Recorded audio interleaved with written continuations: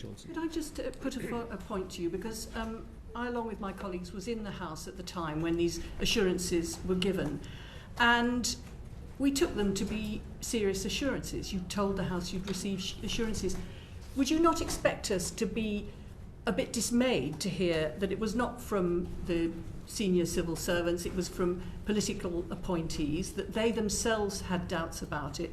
It only covered one gathering, it didn't cover the other three, and it only covered the rules, it didn't cover the guidance. I think if you'd have said that to us in the House, and also you were there at the time, so it's a bit hard to understand. Sorry. Could you let me finish my point? You were there at the time, so it's a bit hard to understand what the nature of an assurance is when you have been there and seen it with your own eyes. I mean, if I was going at 100 miles an hour and I saw the speedometer saying 100 miles an hour, it would be a bit odd, wouldn't it, if I said somebody assured me that I wasn't, because it's what you've seen with your own eyes. Yeah, with great respect. Do you actually think that we would be entitled to be a bit dismayed about the flimsy nature of this assurance when we took it at face value that these assurances amounted to something, and it looks from what you've told us in answer to Mr. Costa's questions that they did not amount to much at all? No, so first of all, I think, great respect, Chair, if you're talking about the December the 18th, 2020 event, I don't know, there's some confusion. I was not there. That's one of the three. I was three not others there. You were there.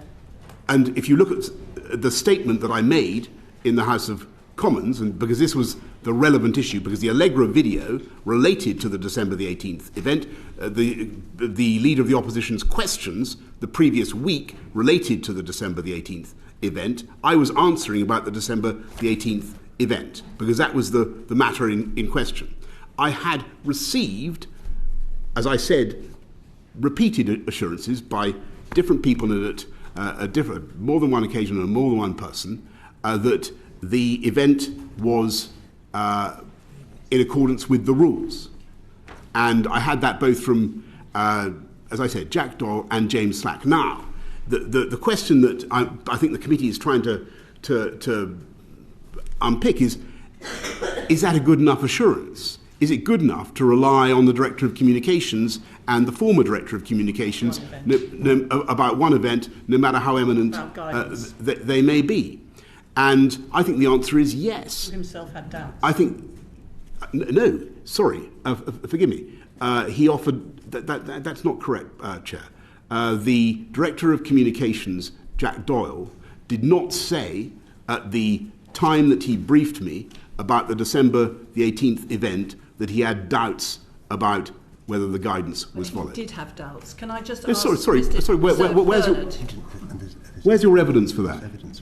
It's in the WhatsApp. Sir Bernard is going to continue this question. Sorry, can I just say, he did not express those doubts to me.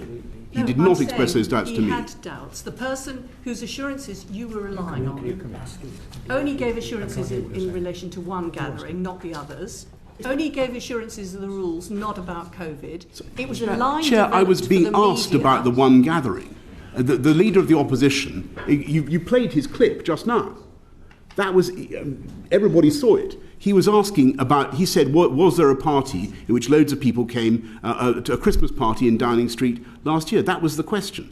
That was then, when I said that the guidance was followed completely at all times, that was then called into question by what Allegra Stratton had to say. So we immediately instituted the inquiry by Simon Case, but that remained the point at issue. The point at issue was what had happened on December the 18th. And really, if the committee is going to say that I can't rely on the advice of senior people like Jack Doyle and James Slack, who had the advantage of actually being there, then it's really going to make it very difficult for government to be carried on.